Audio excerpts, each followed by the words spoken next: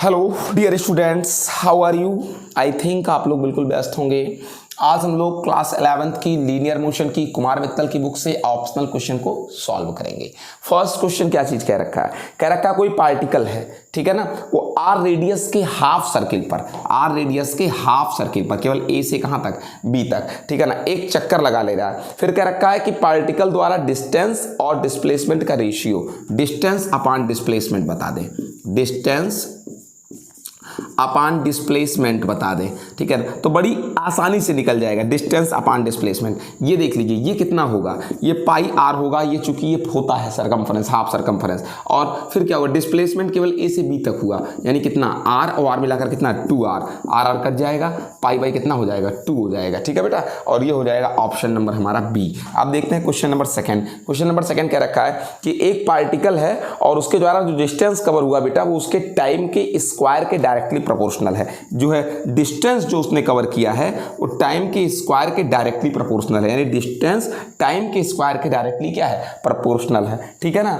अब उसके बाद फिर क्या चीज कहते हैं कि आप जरा बताएं इनके बारे में क्या सही है। हम कहते हैं अगर इसको हटाएंगे कांस्टेंट आ जाएगा, इंटू टी का क्या आ जाएगा बेटा, स्क्वायर आ जाएगा। अब उसके बाद अगर हम आपसे कहें एस बाई टी का स्क्वायर इज इक्वल टू के, ठीक है ना। अब अगर आप इसको समझने की कोशिश करें कि ये है क्या चीज़, तो बहुत टफ बात नहीं होगी इसको क्या कर पाना, समझ पाना, ठीक है ना, बहुत टफ बात नहीं होगी। मैं जरा से इसको अगर आपको समझाने की कोशिश करूँ, आइए समझाता हूँ बेटा। इस जरा डिस्टेंस को अगर मैं एस से दिखा रहा हूं, ये केटी स्क्वायर है, जरा डिफरेंशिएशन करो दोनों तरफ का, ठीक है ना, टाइम के सापेक्ष, ठीक है ना। हो जाएगा क्या, D D T of S, D D T of क्या बेटा एस इज इक्वल टू, नियतांक को बाहर कर लो, D D T of T का क्या हो जाएगा, स्क्वायर हो जाएगा। यहां देखिए D S by D T, इसको स्पीड बोलते हैं, ये कांस्टेंट है ही है। ये देखिए ये एक फार्मूला है, d d x of x की power n is equal to n into x की पावर एन माइनस वन, तो एन इंटू एक्स की पावर एन माइनस वन, फिर v is equal to k हो जाएगा इंटू 2 हो जाएगा, इंटू टी, टू माइनस, भैया यही फार्मूला तो लगा है, वन भैया यही फार्मूला लगा है, एन इंटू एक्स की पावर एन माइनस वन। यहाँ एन बराबर कितना था बेटा 2 था, तो 2 इंटू टी की पावर 2 माइनस वन, ये हो गया। अब देखिए ये आ गया। अब उसके बाद एक चीज और, चलिए क्या, जरा एक बार और डिफरेंशिएशन कर दीजिए इसका, डी डी टी टाइम के रिस्पेक्ट में, डी डी टी ऑफ क्या बेटा v इज इक्वल टू नियतांक, नियतांक को बाहर कर लीजिए, दो भी नियतांक है उसको भी बाहर कर लीजिए, फिर क्या हो जाएगा डी डी टी ऑफ क्या, टी कट जाएगा 1 आ जाएगा, यानी डी डी टी ऑफ जो v है ये 2k आ गया। अब आपसे कहें कि वेलोसिटी में चेंज वो भी टाइम के रिस्पेक्ट में, इसको एक्सीलरेशन कहते हैं, और ये दोनों ही नियतांक हैं, ठीक है ना। यानी हमने क्या देखा कि ये जिस भी गति के संदर्भ में दिया था उसका एक्सीलरेशन नियत होगा, त्वरण उसका क्या होगा बेटा, नियत होगा। यानी क्वेश्चन हमारा कौन सा सही है बेटा, कि जो है ये ऑप्शन नंबर डी सही है, कि त्वरण क्या है बेटा, नियत है, ठीक, डी सही है। अब जरा क्वेश्चन नंबर थर्ड देखने की क्या करते हैं, कोशिश करते हैं। क्या कर रखा है, न्यूटन पर किलोग्राम मात्रक है, पूछ रखा है न्यूटन पर किलोग्राम। अब इसमें भी कोई प्रश्न है, न्यूटन का मतलब क्या होता है, किलोग्राम मीटर पर सेकंड क्या स्क्वायर। अब किलोग्राम किलोग्राम कट जाएगा, यानी ये मीटर पर सेकंड स्क्वायर। अब आप समझ सकते हैं कि ये एक्सीलरेशन का यूनिट है, त्वरण का जो है मात्रक है। फिर क्या कह रखा है, एक कार ए से बी तक 40 किलोमीटर प्रति घंटा की चाल से, और फिर क्या कह रखा है, ए से बी तक 40 किलोमीटर प्रति घंटा की चाल से चलती है तथा 60 किलोमीटर प्रति घंटे की चाल से वापस लौटती है, उसका औसत चाल क्या होगा। देखिए बड़ा अच्छा क्वेश्चन है ये। ए से बी तक जाता है 40 किलोमीटर पर आवर्स की स्पीड से, लौट कर आता है 60 किलोमीटर पर आवर्स की स्पीड से, औसत चाल पूछ रखा है वी एवरेज। हम कहते हैं बड़ा आसान है वी एवरेज निकालना, क्यों, कुल दूरी अपान कुल समय।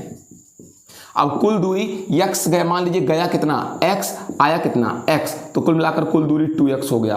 और कुल क्या, समय, समय कैसे निकलता है, दूरी बटे चाल, समय बराबर दूरी बटे क्या, चाल, जाने में समय और आने में समय। तो जाने में समय कैसे निकलेगा, दूरी x और चाल कितना बेटा 40, फिर आने में भी दूरी कितना चला, x चला और चाल कितना था 60, तो जाने में दूरी बटे चाल, जाने का समय हो गया, और आने में दूरी बटे चाल, आने का समय हो गया, ठीक है ना। तो कुल दूरी बटे कुल क्या, x जाना x आना, कुल दूरी 2x हो गया, तो कुल दूरी बटे कुल क्या, समय। अब देखिए बड़ा आसानी से इसका क्या दे देगा, रिजल्ट मिल जाएगा। कैसे, x कितना हो गया 2x हो गया। अब देख लीजिए यहाँ x कॉमन कर लीजिए, 1 बटे कितना बच गया 40, और प्लस 1 बटे कितना बच गया 60 बच गया। अब एक काम करो x काट दो, बचा कितना 2, और 1 बटे 40 1 बटे 60 कितना हो जाएगा 40, और 6 का लघुत्तम कितना होता है 6 दूनी 12, 120 होता है बेटा, होता है भैया। फिर ये 3 हो जाएगा प्लस 2 हो जाएगा, ठीक है ना, और 120 कहाँ चला जाएगा, ऊपर चला जाएगा, बड़ी आसानी से निकल जाएगा। कितना आ जाएगा 2 गुणे 120 और बटे कितना होगा 120, 3 दूनी 5 और 5 दूनाई 10 और 5 24, 24 दूनी कितना हो गया 48 मीटर पर क्या बेटा सेकंड, सॉरी 48 किलोमीटर पर कितना हो जाएगा घंटे हो जाएगा, 48 किलोमीटर पर क्या बेटा आवर्स। ठीक है, चलिए अगला क्वेश्चन देखते हैं हम लोग।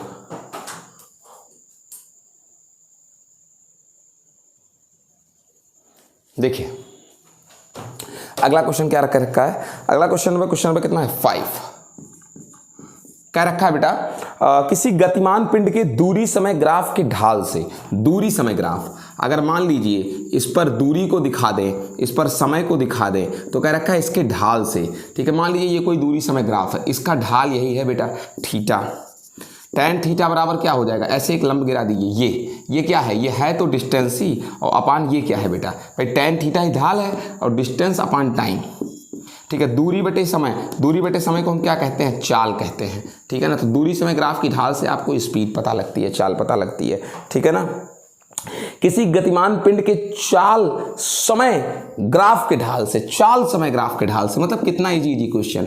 अब अगर चाल समय ग्राफ की बात कर दें, चाल और समय अगर ग्राफ बनाई दें तो ये थीटा हो जाएगा, तो ढाल हो जाएगा बेटा tan थीटा। tan थीटा बराबर क्या, ये हमारा चाल है और ये हमारा समय है। ठीक है ना, अब क्या वेग परिवर्तन का समय, वेग परिवर्तन और समयांतराल के अनुपात को क्या कहते हैं, त्वरण कहते हैं, त्वरण पता लगेगा। चलिए क्वेश्चन नंबर 7 देखिए, अब क्या चीज कह रखा है, कह रखा है बेटा एक वस्तु एक सरल रेखा में एक समान त्वरण से चल रही है। ठीक है ना, एक वस्तु एक सरल रेखा में एक समान त्वरण से चल रही है, तो इसका वेग समय ग्राफ, ठीक है ना भैया, एक समान त्वरण से चल रही है, पहले आप समझिए एक समान त्वरण से चल रही है। ठीक है ना, तो a इज इक्वल टू क्या, नियत। एक समान त्वरण का मतलब a क्या है बेटा, नियत है, और a का क्या मतलब होता है, dv अपान क्या बेटा dt।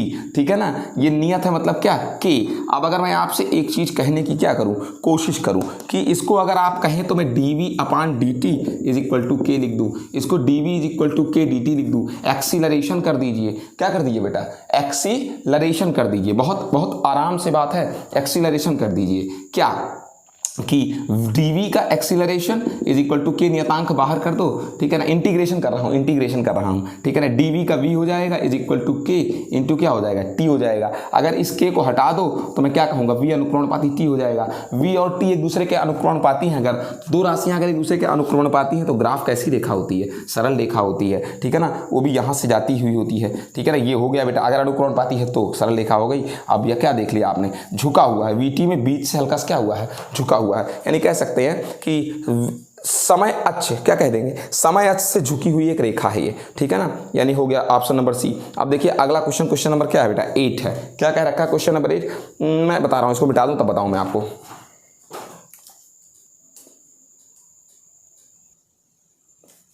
देखिए अगला क्वेश्चन क्या कह रखा है, देखिए बेटा अगला क्वेश्चन कह रखा है, ये दो वस्तुओं की गति का क्या दिया हुआ है, दो वस्तु ए और बी हैं, इनकी गतियों का दूरी समय ग्राफ दिया हुआ है। कह रहा है इनमें से दोनों के चालों का जरा तुलना कर दीजिए, दोनों की चालों का तुलना कर दीजिए। आप जरा ये देख लें, दोनों की चालों की तुलना कर दे रहा हूं। पहली चीज तो देखो, ज्यादा दूरी चल रहा है बी और समय क्या ले रखा है, कम ले रखा है। दूसरी चीज ए की बात करें, ए कम दूरी चल रहा है, देखिए इतनी दूरी ए चल रहा है और समय इतना ले रखा है, यहां तक का समय ले रखा है। तो जाहिर सी बात है बी अधिक दूरी भी चल रहा है और समय भी कम ले रहा है, तो जाहिर सी बात है बी की चाल ज्यादा है और ए की चाल कम है। एक तो ये तरीका है, एक तरीका हो सकता है ढालों का। आप देख लीजिए बी की ढाल ज्यादा है, ठीक है ना, ज्यादा है, ए की ढाल क्या है बेटा, कम है। तो अगर हम कह दें कि बी की ढाल ज्यादा है, ए की ढाल कम है, तो अभी मैं कह सकता हूं कि बी की चाल ज्यादा और ए की चाल क्या है, कम है। एक तो ये तरीका है। डिस्टेंस तो आप देख ही रहे हो, बी ज्यादा डिस्टेंस और समय कम, और ए कम डिस्टेंस और समय क्या दे रहा है, ज्यादा, यानी जाहिर सी बात है बी की चाल ज्यादा है। जरा 9वां प्रश्न देख लेते हैं बड़ी इजीली से।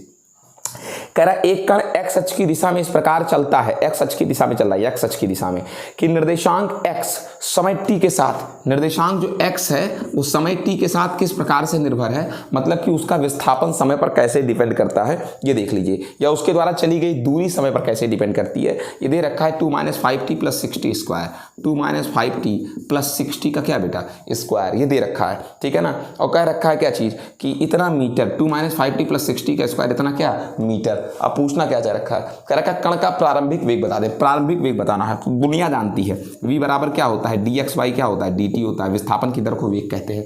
ठीक है ना, अब उसके बाद विस्थापन की दर की बात करते हैं, dt, और x की वैल्यू तो आपको दी ही रखी हुई है, कितना दी रखी है x की वैल्यू, 2 - 5t और + 60 का क्या बेटा, स्क्वायर।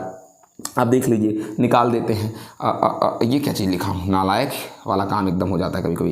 क्या आप देखिए, 2 नियतांक 0 हो जाएगा, -5 नियतांक बाहर कर लो, dt हो जाएगा, dt हो जाएगा, इसका अवकलन कर दिया। फिर +6 को बाहर कर दो, dt का स्क्वायर हो जाएगा, ठीक है ना। आप देख लीजिए, -5 × 1 + 6 dt का स्क्वायर 2 × क्या हो जाएगा, t हो जाएगा। -5 और 6 और +6 दूनी 12t, 6 दूनी कितना बेटा 12t हो जाएगा इतना बेटा। यानी v बराबर कितना आ गया, -5 + 12t। लेकिन प्रारंभिक वेग पूछा है, तो प्रारंभिक वेग दुनिया जानती है कि प्रारंभिक वेग का तात्पर्य ऊपर वाले ने कह रखा है कि जब समय कितना हो, 0 हो। तो इसमें आप पुट कर दीजिए समय कितना, 0 निकालने के लिए पुट करिए, -5 + 12 t बराबर कितना 0, यानी -5 मीटर पर क्या सेकंड। आपने क्या देखा कि -5 मीटर पर सेकंड आ गया, कण का प्रारंभिक वेग -5 मीटर पर सेकंड, मतलब इस समय मतलब t समय पर अगर वेग इधर है तो वो पहले इधर चल रहा था, ठीक है बेटा। ये आपका हो गया। अब अगला क्वेश्चन हम आपको दिखाते हैं बेटा, कौन सा क्वेश्चन, क्वेश्चन नंबर 10, लेकिन बोर्ड मिटाने के बाद।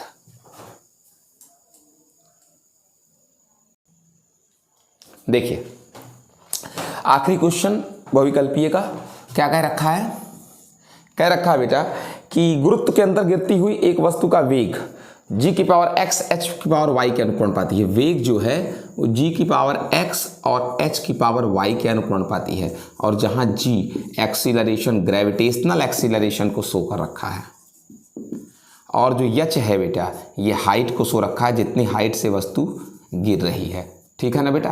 क्या कह रखा है कि x और किसकी वैल्यू बता दीजिए, y की वैल्यू बता दीजिए। आपसे कहता हूँ v बराबर k कर दीजिए, अनुपात हटा दीजिए, और ये g⁻x हो जाएगा और h की पावर क्या हो जाएगा, y। मैं आपसे कहता हूँ दोनों तरफ का विमीय सूत्र लिख दीजिए। तो v का विमीय सूत्र LT-1 होता है, नियतांकों को कोई विमीय सूत्र नहीं होता, और g का विमीय सूत्र LT-2 होता है त्वरण का, ठीक है ना। और ऊपर घाते क्या लिखा हुआ है, x लिखा हुआ है, ठीक है, और प्लस उसके ये हो गया। और h की अगर बात कर दें, h की अगर बात कर दें तो हाइट का विमीय सूत्र L होता है, और L की पावर क्या होगा, y हो जाएगा। अब यहाँ देख लीजिए LT-1 हो गया। अब उसके बाद नियतांक का कोई विमीय सूत्र नहीं, L की पावर x t की पावर -2x, L की पावर x t की पावर -2x हो जाएगा, ठीक है ना। उसके बाद देख लीजिए L की पावर कितना है बेटा, y है, ठीक है ना, L की पावर y है। फिर क्या कहिए, LT-1 कर दीजिए। फिर देखिए बराबर ये L की पावर हो जाएगा x + y, और t की पावर -2x हो जाएगा, ठीक है ना। गुणे में घाते जुड़ गई L वाली में। अब तुलना कर लीजिए, L की पावर 1 और L की पावर x + y, यानी x + y बराबर 1 हो जाएगा। यहाँ t की पावर -1, t की पावर -2x, तो -1 = -2x हो जाएगा, ठीक है ना। और I am so sorry, minus cut जाएगा, x = 1/2 आ जाएगा। यहाँ से x = 1/2 + y = 1, y = -1 कितना आ जाएगा, 2 आ जाएगा, ठीक है ना। ये बहुत क्लियर सी बात हो गई। यानी कुल मिलाकर आंसर क्या आया बेटा कि आपकी आंख के क्या है बेटा, सामने है ये, ठीक है ना। क्लियर तो है ये चीज़, सही आया है, ये सही आया है, कोई दिक्कत तो नहीं है। मैंने कुछ ओहो दिक्कत कर दिया, 1/2 ही रहेगा, दोनों 1/2, ठीक है। x की बराबर 1/2 और y की बराबर 1/2, ये हो गया क्लियर। अब देखते हैं हम लोग क्या बेटा, अब देखते हैं हम लोग जरा अति लघुत्तरीय क्वेश्चन, इसका इस चैप्टर का अति लघुत्तरीय क्वेश्चन। अति लघुत्तरीय मतलब वेरी शॉर्ट, देखते हैं कुमार मित्तल से। वेरी शॉर्ट देखते हैं कुमार मित्तल से, क्या चीज़ है बेटा वेरी शॉर्ट में। देखें कह रखा है कोई पार्टिकल है, वो स्मॉल r रेडियस की सर्किल पर वृत्त की परिधि पर v चाल से घूमती है, ठीक है ना। पूरे आवर्तकाल के बाद इसका विस्थापन ज्ञात कीजिए, ठीक है ना। पूरे आवर्तकाल के बाद, आधे और पूरे आवर्तकाल के बाद इसका विस्थापन, मतलब ये कहने का है कि कोई पार्टिकल वृत्त में चल रहा है, और इस वृत्त की त्रिज्या कितनी है बेटा, r है, तो त्रिज्या इसकी r है, ये त्रिज्या r है। कह रखा एक बार आधा चक्कर लगाता, मतलब यहाँ से यहाँ तक चलती है, तो विस्थापन कितना हुआ, जब आधा चक्कर लगाएगा तो ये होगा विस्थापन, यानी कितना 2r। और जब पूरा चक्कर लगाएगा यहीं से चलेगा और फिर आकर यहीं पहुँच जाएगा, जब यहीं चलकर यहीं आकर पहुँच गए तब विस्थापन यहाँ पर पहुँचने पर कितना होगा, 0 हो जाएगा, ठीक है ना। ये तो पहले क्वेश्चन का आंसर रहा। फिर क्या चीज़ क्वेश्चन कह रखा है, क्या कह रहा है, क्या कोई वस्तु जिसका वेग 0 हो त्वरित हो सकती है। कह रखा क्या कोई वस्तु जिसका वेग 0 हो त्वरित हो सकती है, मतलब उसमें एक्सीलरेशन हो सकता है लेकिन वेलोसिटी 0 हो, बिल्कुल हो सकता है। कोई चीज़ नीचे से उठाकर ऊपर फेंकिए, जब हाईएस्ट पॉइंट पर पहुंचती है तो वहां उसकी वेलोसिटी 0 हो जाती है, लेकिन अब भी उस पर क्या लगती है, ग्रेविटी लगती है, एक्सीलरेशन होता है, वो भी कहाँ की ओर, नीचे की ओर, निसंदेह, ठीक है ना। ये बिल्कुल सही है। अब उसके बाद क्या चीज कह रहे हैं, कह रखा है कि एक मीनार की चोटी से एक गेंद एक निश्चित वेग से ऊर्ध्वाधर कहां की ओर, ऊपर की ओर, तथा दूसरी गेंद उसी वेग से ठीक कहां की ओर, नीचे की ओर फेंकी जाती है। ठीक है ना, कौन सी गेंद पृथ्वी से टकराने पर वेग अधिक होगा। देखिए प्रश्न को समझिए, आप प्रश्न नहीं समझ रहे होंगे। ये देखिए मैं आपको बताता हूं क्वेश्चन कहने की जरूरत क्या चीज पड़ी। देखिए ये एक मीनार है बेटा, अब इस मीनार की चोटी से एक गेंद को कहां गिरा दिया गया, नीचे गिरा दिया गया, और एक गेंद को इसी वक्त एक कहां फेंका गया, ऊपर फेंका गया। अब आप सोच लीजिए कि जो ऊपर गई और जो नीचे आ रही है, देखिए कह रहा है यहीं से दो गेंद, एक यहां फेंक दिया गया और एक ऊपर, तो कह रहा है जब जमीन पर आएंगे, जमीन पर यहां जब आएगी तो दोनों समान वेग से टकराएंगे, अलग अलग बिल्कुल समान वेग से। आपको बता दें कि यहां जब आकर टकराएंगी तो दोनों कैसी वेग से ही टकराएंगी, समान वेग से ही। क्यों? क्योंकि दोनों पर ग्रेविटी बिल्कुल क्या लग रही है, सेम लग रही है, ग्रेविटी में कोई चेंज नहीं है। ठीक है ना, तो दोनों बिल्कुल कैसे वेग से टकराएंगी बेटा, समान वेग से टकराएगी। ठीक है ना। उसके बाद अगला क्वेश्चन है कि एक मीनार की चोटी से एक गेंद क्षैतिज दिशा में, ठीक है ना, किसी निश्चित वेग से फेंकी जाती है, दूसरी उसी क्षण वहीं से ऊर्ध्वाधर नीचे की ओर फेंकी जाती है, कौन सी गेंद पृथ्वी से पहले टकराएगी। ठीक है ना, अब देख लीजिए, बहुत आपको दोनों से एकदम क्लियर बात कर दें। कह रखा है कि मीनार की चोटी से एक गेंद क्षैतिज दिशा में, ठीक है ना, और उसी क्षण दूसरी गेंद वहीं से ऊर्ध्वाधर नीचे की ओर। देखिए एक क्वेश्चन और है, ये मीनार की चोटी है, ये मीनार की क्या है, चोटी, एक गेंद बिल्कुल ऐसे फेंकी जा रखी है और एक गेंद यहीं से नीचे फेंकी जा रही है, एक इधर और एक नीचे। कह रखा है जब दोनों आएंगी, भाई ये भी कुछ दूर जाने के बाद तो नीचे आएगी, कुछ दूर जाने के बाद तो नीचे इसको भी आना ही है। तो पूछ क्या रखा है कि भैया प्रश्न ये है कि कहां गया कौन सी गेंद पृथ्वी से पहले टकराएगी। अब मैं आपको बता देता हूं कि दोनों ये कौन सी गेंद, ठीक है, कौन सी गेंद पृथ्वी से पहले टकराएगी। मैं आपको बता दे रहा हूं कि दोनों ही गेंदें, चाहे ऐसे फेंको और चाहे ऐसे फेंको, दोनों एक साथ जमीन से टकराएंगी। क्यों? क्योंकि दोनों का प्रारंभिक वेग कितना था, 0 था, और दोनों पर त्वरण कौन सा ही काम कर रहा था, ग्रेविटी ही। चाहे ऐसे आए और चाहे सीधे गिरा दो, दोनों समान समय पर धरती पर आएंगी, कोई परिवर्तन नहीं होगा। दोनों पर गुरुत्वीय त्वरण समान लग रहा है, दोनों का प्रारंभिक वेग भी समान है। और अब देखिए अगली बात, फिर क्या चीज कह रखा है, कि अगला क्वेश्चन एक चीज लिख रखा है, मैं पहले, चलो मैं तुरंत कर देता हूं। क्वेश्चन नंबर 6 क्या कह रखा है, क्वेश्चन नंबर 5 मेरी बुक में क्लियर नहीं लिखा हुआ बेटा, ठीक है ना, 5 मेरी बुक में दिख ही नहीं रहा है, कि मैं आपको कल नोट करके दूसरे वीडियो बना के डाल दूंगा। क्वेश्चन नंबर 6 क्या कह रखा है, एक वस्तु की निम्नलिखित गतियों में क्रमशः एक विमीय, द्विविमीय, त्रिविमीय गतियों को अलग अलग कीजिए। बहुत सारे मोशंस दिए हुए हैं, कह रखा है उसमें 1 डायमेंशनल, 2 डायमेंशनल, 3 डायमेंशनल, 1000 डायमेंशनल, सबको अलग अलग कर दीजिए। देख लीजिए, हवा में उड़ती पतंग की गति, भैया 3 डायमेंशनल मोशन है, बिल्कुल गुना किसी दिक्कत के। हवा में जो पतंग उड़ती है, लंबाई में, चौड़ाई में, ऊंचाई में, गहराई में, फटाई में, सब जगह चलती है, त्रिविमीय गति है। फिर क्या कह रहा है, आसमान में उड़ते वायुयान की गति, आसमान में उड़ते वायुयान की गति, भाई आसमान में उड़ता हुआ वायुयान भी आपको बता दें त्रिविमीय गति है। वायुयान सीधे भी चलता है, मुड़ भी जाता है, नीचे जमीन पर भी, ऊपर भी, त्रिविमीय गति, पक्षी की तरीके। फिर क्या कह रखा है, समानांतर सीधी पटरियों पर दौड़ती रेलगाड़ी की गति, भैया रेलगाड़ी की जो गति होती है 1 डायमेंशनल होती है, एक दिशा में चलती है चुपचाप। उसके बाद क्या क्या, बंदूक से निकली नली की गोली, भैया जाहिर सी बात है गोली हमेशा कौन सी 1 डायमेंशनल मोशन में चलती है, ठीक है ना। लेकिन मैं आपको बता दूं गोली 2 डायमेंशनल भी चल सकती है, इसमें कोई संदेह नहीं है, ठीक है ना। क्योंकि गोली की गति एक प्रक्षेप गति है और प्रक्षेप गति समतल में गति होती है, वोल्टेज डाउन हो रखा है। फिर क्या चीज कह रखा है कि कैरम बोर्ड पर जो कॉइन चलती है, भैया कैरम बोर्ड की कॉइन द्विविमीय गति करती है, लंबाई चौड़ाई उछलती तो है नहीं, कैरम बोर्ड की कॉइन कभी कभी उछल जाती है, बात अलग की है, लेकिन फिर भी कैरम बोर्ड की कॉइन द्विविमीय गति है, ठीक है ना। फिर क्या कह रखा है, फिर क्या चीज कह रखा है बेटा कि क्वेश्चन नंबर, एक मिनट, ठीक है। अब उसके बाद कह रहा है पृथ्वी की सूर्य के परितः जो गति है, भैया पृथ्वी की सूर्य के परितः जो गति है वो द्विविमीय गति है, ठीक है ना, 2 डायमेंशनल, ठीक है, क्योंकि वो एक समतल में गति है, ठीक है ना। आपको बता देना पृथ्वी, अब आप देखिए पृथ्वी जिस कक्षा में गति करती है वो कक्षा एक चूड़ी है और चूड़ी एक समतल है, बोर्ड पर रखा जा सकता है, ठीक है ना। अब आप आगे चीज क्या चीज करें, समुद्र में एक नाव की गति। अब आप एक चीज को स्पष्ट समझने की कोशिश करें कि समुद्र में अगर एक नाव की गति कहें, त्रिविमीय गति, नाव कभी कभी पानी के अंदर जाती है, ऊपर आती है, आगे जाती है, बाएं जाती है, दाएं जाती है, तो त्रिविमीय गति है, ठीक है ना। ऊर्ध्वाधर ऊपर से नीचे की ओर मुक्त रूप से गिरकर फर्श से टकरा कर लौटी गेंद जब हवा ना चल रही हो, भैया एक विमीय गति है, ऊपर से नीचे गेंद आई और गेंद टकराई जमीन से फिर ऊपर गई, तो एक सरल देखिए गति है, इसमें भी कोई संदेह नहीं है। ये हो गया बेटा। उसके बाद अगला है वेग समय ग्राफ का ढाल, भैया वेग समय ग्राफ का ढाल त्वरण प्रदर्शित करता है। उसके बाद एक फिगर दिया हुआ, मैं इस बोर्ड को मिटाऊंगा तब मैं आगे बताऊंगा।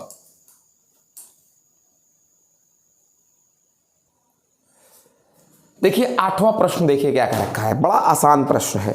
कह रहा है निम्नलिखित ग्राफ में जो बनाया है मैंने सामने, वस्तु ए और बी का विस्थापन समय ग्राफ है। ये विस्थापन समय ग्राफ है, ये विस्थापन समय ग्राफ है। ठीक है बेटा, ठीक है, अच्छी बात है सर। कह रहा है ए का बी के सापेक्ष वेग ज्ञात करिए। तो वेग भैया ए का बी के सापेक्ष निकालना है, ठीक है ना, यानी कुल मिलाकर के वी ए बी निकालना है, मतलब कि वी ए माइनस क्या निकालना है, बी। ए का वेग बी के सापेक्ष, तो वी ए माइनस क्या हो जाएगा, वी। तो वेग कैसे मिलता है, दुनिया जानती है वेग मिलता है किससे, ये क्या, ढालों से, tan θ1 माइनस tan θ2। तो भैया अगर इसको ए कह दूं, अगर इसको बी कह दूं, तो ढाल निकालना है, तो जरा दोनों का ये एंगल निकाल लो, इसको θ1 कह दो, ठीक है ना, और इसको कह दो क्या, θ2, ठीक है ना। अब आपसे एक चीज कह दें, ए और बी दोनों की क्या है बेटा, ए और बी दोनों समांतर रेखाएं हैं, और अगर समांतर है तो θ1 θ2 के क्या होगा, बराबर होगा, ठीक है ना। यानी हम कह सकते हैं tan θ1 भी θ और tan θ2 भी θ, कट जाएगा, कितना आएगा, 0। मतलब दोनों के वेगों में कोई अंतर नहीं है, दोनों के वेगों में कोई अंतर नहीं है, मतलब वी ए बराबर क्या, वी बी, ठीक है ना। यानी ए के सापेक्ष बी की चाल कितनी है, 0 है बेटा, यानी सापेक्ष वेग 0 है। असल में ढाल समान है तो चाल भी समान है, चाल भी समान है तो आपेक्षिक चाल क्या रह गया, 0 हो गया, चिरकुट कहीं के, ठीक है ना। अब उसके बाद फिर क्या चीज कहते हैं, अगला क्वेश्चन कह रखा है, 9वां क्वेश्चन में देखिए क्या चीज कह रखा है, बड़ा आसान ये भी है। कह रखा है बेटा एक वस्तु एक निश्चित दिशा में एक समान वेग से, एक ही वस्तु है, एक ही निश्चित दिशा में, दिशा नहीं बदल रही है, एक समान वेग से, वेग में परिवर्तन नहीं है। भैया पूछ रहा है इसका त्वरण कितना होगा, तो जब वेग में परिवर्तन नहीं है तो त्वरण 0 होगा। फिर कह रहा है इसका वेग समय ग्राफ और समय विस्थापन ग्राफ। तो भैया वेग समय ग्राफ जब बनाओगे तो जब वेग में परिवर्तन ही नहीं है तो जाहिर सी बात है ये ऐसे ही होगा, वेग जो होगा वो समय अक्ष के कैसे होगा, समांतर होगा, जो वेग समय ग्राफ होगा। अगर वेग नियत है तो अब अगर बात करते हैं इसका कौन सा ग्राफ बेटा, कह रखा है कि विस्थापन समय ग्राफ। तो भैया विस्थापन तो बढ़ ही रहा है, भाई गाड़ी चल रही है, चाहे नियत चाल से ही चले, स्पीड भले ना बढ़े, गाड़ी चल रही है तो विस्थापन तो बढ़ेगा ही, यानी विस्थापन समय ग्राफ ऐसा होगा बेटा, विस्थापन समय ग्राफ, क्योंकि समय के सापेक्ष विस्थापन क्या हो रहा है, बढ़ रखा है। हो गया ना ये विस्थापन समय ग्राफ। अगला कह रखा है कि 10वां क्वेश्चन में देखिए क्या चीज कह रखा है, ध्यान दीजिएगा। 10वें क्वेश्चन में कह रखा है एक वस्तु एक नियत त्वरण से गतिशील है, बहुत अच्छी बात है, नियत त्वरण से गतिशील है। तो कह रखा है इस वस्तु की गति का समय त्वरण, पहले चीज तो नियत त्वरण है तो समय त्वरण अगर बनाओगे बेटा तो बहुत जाहिर सी बात है, समय और त्वरण, अगर समय त्वरण बनाओगे तो त्वरण तो क्या होगा, समय अक्ष के समांतर, जो कि त्वरण नियत है, ए नियत है तो समय अक्ष के समांतर हो जाएगा, त्वरण समय ग्राफ। फिर क्या कह रखा है इसका समय वेग, अब अगर त्वरण नियत है बेटा, त्वरण क्या है, नियत है, तो समय वेग जो ग्राफ होगा वो ऐसा होगा, ये वाला ग्राफ होगा। क्यों, क्योंकि त्वरण नियत है। अब देखिए ए नियत होने का क्या मतलब है, ए अगर नियत है तो ए का नियत होने का मतलब क्या हुआ, ए कांस्टेंट, मतलब dv अपॉन dt क्या है, कांस्टेंट है, मतलब dv बराबर k dt हो जाएगा। मतलब अगर इंटीग्रेशन किया जाए, ठीक है ना, इंटीग्रेशन किया जाए तो dv का v हो जाएगा बराबर k और dt का इंटीग्रेशन t हो जाएगा। यानी कि अगर इसको हटा दिया जाए तो v अनुक्रमणपाती t और v और t एक दूसरे के अनुक्रमणपाती, मतलब ग्राफ कैसी रेखा होगी, सरल रेखा होगी, और इनके बीच एक ढाल नियत रहेगा हर पॉइंट पर, चूंकि देख लीजिए v बाई टी जो है वो k है, ठीक है ना, v बाई टी k नियत है, तो यानी देखिए ढाल नियत है, v बाई टी क्या है, ढाली तो है, जाहिर सी बात है ये वाला ग्राफ होगा। फिर क्या कह रहा है विस्थापन, अब जाहिर सी बात है भैया हम ये मानते हैं कि त्वरण नियत है, और त्वरण नियत है तो मैं ये भी कहूंगा कि वेग में परिवर्तन तो हो रहा है, त्वरण नियत है इसका मतलब वेग में परिवर्तन तो हो रहा है, लेकिन परिवर्तन एक समान रूप से हो रहा है, असमान रूप से परिवर्तन नहीं हो रहा है, ठीक है। वेग में परिवर्तन हो रहा है 2 से 4, 4 से 6, 6 से 8, 8 से 10 ऐसे हो रखा है, ठीक है ना। और या तो हो सकता है दिशा भी बदल सकती है, क्या भी बदल सकती है, दिशा भी बदल सकती है, हो सकता है त्वरण नियत हो और मतलब कि वेग का परिमाण यानी चाल नियत हो, लेकिन दिशा क्या हो रही हो, बदल रही हो, लेकिन वेग में तो परिवर्तन होकर दम लेगा, ठीक है ना। अब भैया गाड़ी अगर चल रही है, गाड़ी रुकी नहीं है, तो विस्थापन तो होकर ही रहेगा समय के साथ साथ। तो जो है इसका जो विस्थापन समय ग्राफ होगा वो कुछ इस तरीके से होगा, विस्थापन समय ग्राफ जो होगा इसका, ये क्या दिखाता है, ये दिखाता है कि सर वेग बदल रहा है, क्योंकि हर बिंदु पर क्या अलग अलग है, हर बिंदु पर क्या अलग अलग है, हर बिंदु पर ढाल अलग अलग है, तभी तो दिखा पाएगा कि वेग क्या है। भाई हर बिंदु पर ढाल, ये विस्थापन समय ग्राफ है तो हर बिंदु पर ढाल तो बदलना पड़ेगा ना, अगर ढाल नहीं बदलेगा तो ढाल ही क्या बताती है, चाल बताती है। इसको मैंने ग्राफ को वक्र क्यों बताया, चूंकि विस्थापन, चूंकि वेग बदलेगा, अगर सच कहते, अगर चाल बदलती, ठीक है ना, अगर क्या होती, अगर चाल बदलती अगर, ठीक है ना, तो हम ये आपसे कह देते, मतलब कुल मिलाकर ये बात है कि भाई त्वरण क्या चीज, त्वरण नियत है, त्वरण नियत भले है, लेकिन चाल और वेग तो क्या करना पड़ेगा, बदलना पड़ेगा। ठीक है ना, चाल और क्या बदलना पड़ेगा, वेग बदलना पड़ेगा। तो चाल और वेग बदलने का मतलब क्या है, चाल और वेग पता कैसे लगता है, विस्थापन समय ग्राफ की प्रवणता से। तो विस्थापन समय ग्राफ की प्रवणता जो है हर बिंदु पर बदलनी चाहिए, या विस्थापन समय ग्राफ का हर बिंदु क्या हुआ, ये विस्थापन है, ये समय है। अब आप देख लीजिए, अगर ये जो ढाल निकली इस बिंदु पर, ये चाल ही तो बताएगी, फिर इस बिंदु पर जो ढाल निकलेगी वो चाल, फिर इस बिंदु पर जो ढाल निकलेगी वो चाल। तो हर बिंदु पर ढाल बदलनी चाहिए ना, ढाल बदलेगी, ढाल ही चाल बताती है विस्थापन समय। विस्थापन समय ग्राफ में वक्र की जो ढाल होती है वही चाल बताती है, और अगर ढाल बदलेगी नहीं तो चाल नहीं बदलेगी, चाल नहीं बदलेगी तो त्वरण कैसे बनेगा। तो त्वरण होने के लिए जरूरी है कि ढाल क्या हो, बदले,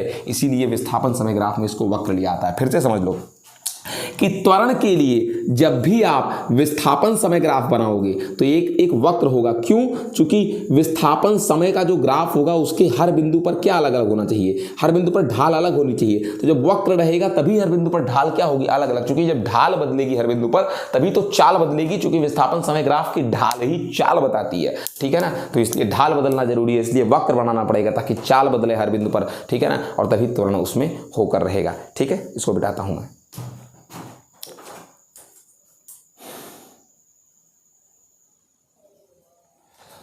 अगला क्वेश्चन देखिए बेटा, कह रखा है कि 11वां क्वेश्चन, एक समान त्वरण से गतिशील पिंड का समय विस्थापन क्या कीजिए, ग्राफ कीजिए। चलो अच्छा हुआ क्वेश्चन दोबारा आ गया।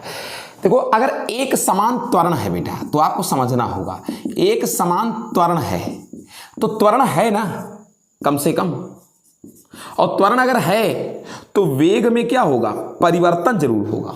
और वेग में परिवर्तन होगा, हाँ, बशर्ते जो परिवर्तन होगा वो परिवर्तन नियत होगा। मतलब 2 से 4, 4 से 6, 6 से 8, मतलब हर बार 2 का परिवर्तन हो रहा है। तो अगर एक समान त्वरण है तो त्वरण होने का मतलब वेग में परिवर्तन है। हाँ, अब एक समान त्वरण है मतलब वेग में परिवर्तन नियत दर से हो रहा है, मतलब हर बार समान रूप से 3, 6, 9, 3, 3 का परिवर्तन, 4, 8, 16, 4, 4 का परिवर्तन, और 4, 8, 12, 16, 4, 4 का परिवर्तन। लेकिन परिवर्तन होगा वेग में, और वेग में परिवर्तन होने का मतलब ये हुआ कि वेग होता क्या है, असल में वेग जो होता है वो विस्थापन समय वक्र की क्या होती है, ढाल होती है। विस्थापन समय वक्र की ढाल ही वेग है या फिर चाल है। तो फिर अगर आप त्वरण चाहते हो तो भले एक समान त्वरण चाहते हो तो वेग में परिवर्तन तो करना पड़ेगा, और वेग में परिवर्तन मतलब वेग बदलना चाहिए। और वेग बदलने का मतलब यह है कि वेग बदलने का मतलब एक समान त्वरण के लिए चाहे एक समान रूप से वेग बदले, 2 से 4 से 6 हो वेग, लेकिन वेग बदलने का मतलब ढाल भी बदलना चाहिए। और ढाल तभी बदल पाएगी जब ग्राफ ऐसे होगा, तब कहाँ ढाल बदल जाएगी, तब तो ढाल से। तो जो ढाल बदलने का मतलब ग्राफ थोड़ा ऐसे हो, ग्राफ थोड़ा वक्र बने, ताकि हर बिंदु पर ढाल क्या हो जाए। ये देखो, यहाँ ढाल इतनी थी और यहाँ पर ढाल देखिए इतनी आ गई,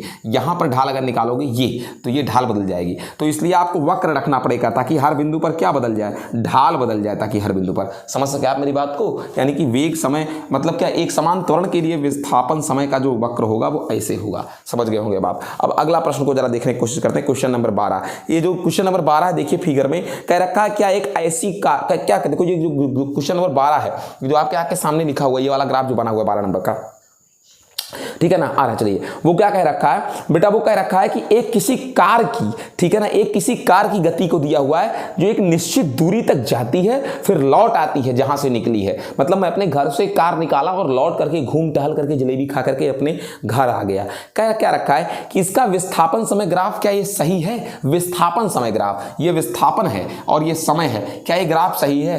कतई नहीं सही है। पूछो कैसे नहीं सही है, मैं आपको बताऊं क्यों नहीं सही है। आप देखिए जरा, समय 2 से 3 के बीच देखिए कि एक ही समय पर 2 विस्थापन, ये वाला और ये वाला, मतलब उसी क्षण पर 2 और 3 के बीच कहीं भी उसी क्षण पर एक विस्थापन ये वाला और एक विस्थापन ये वाला हो सकता है, कभी नहीं हो सकता। ये इसी क्षण पर, जरा ये देखिए, एक विस्थापन ये वाला और एक विस्थापन उसी क्षण पर ये वाला, एक ही समय पर 2 विस्थापन, मतलब गाड़ी एक ही जगह से 2 दिशा में चली गई एक ही समय पर। 5:12 पर ही गाड़ी कहाँ भी है, महादेवा भी है, और 5:11 पर ही गाड़ी बनकटी भी है। दोनों जगह कैसे हो सकती है? नहीं हो सकती है। 5:12 पर ही गाड़ी फैजाबाद, 5:11 पर ही गाड़ी अयोध्या भी संभव नहीं है, इम्पॉसिबल, इनकरेक्ट, हो ही नहीं सकता। ये ग्राफ गलत बना हुआ है। फिर क्या चीज कह रखा है, कह रखा 2 साइकिल सवार ए बी एक सीधी सड़क पर एक ही दिशा में जा रहे हैं। 13 नंबर क्वेश्चन कह रखा कि वो एक दूसरे को कब स्थिर अवस्था में दिखेंगे भैया, एक दूसरे को कब स्थिर अवस्था में दिखेंगे, एक दूसरे को कब स्थिर अवस्था में दिखेंगे, ठीक है ना। मतलब कि ए और बी दो लोग एक ही दिशा में जा रहे हैं, ए और बी दोनों, ए भी इधर ही और बी भी इधर ही, कह रहा कब एक दूसरे को स्थिर अवस्था में दिखेंगे। एक दूसरे की स्थिर अवस्था का मतलब ए के सापेक्ष बी का चाल कितना हो जाए, 0, मतलब दोनों एक दूसरे को जो स्थिर अवस्था में दिखाई दे, मतलब ए के सापेक्ष बी का चाल 0 हो जाए, मतलब V A minus V B बराबर 0 हो जाए, मतलब दोनों की चालों में कोई अंतर ना हो। मतलब ऐसा तब हो सकता है जब ए की चाल बी की चाल के समान हो, मतलब दो लोग दौड़े अगल बगल, दोनों की स्पीड दौड़ने के समान हो, कोई एक दूसरे से आगे पीछे जाएगा ही नहीं, और जब एक दूसरे के आगे पीछे नहीं जाएगा तो मतलब दोनों की चालें समान होंगी, दोनों की चालें समान होंगी, मतलब दोनों एक दूसरे के सापेक्ष स्थिर होंगे, एक दूसरे को स्थिर दिखाई देंगे। हो गया बेटा। उसके बाद कह रहा कार की गतिमापी स्पीडोमीटर क्या बताती है, तात्क्षणिक चाल बताती है स्पीडोमीटर की, किसी क्षण आपकी चाल कितनी है। अब मिलते हैं बेटा नेक्स्ट वीडियो में, गुड बाय, टेक केयर।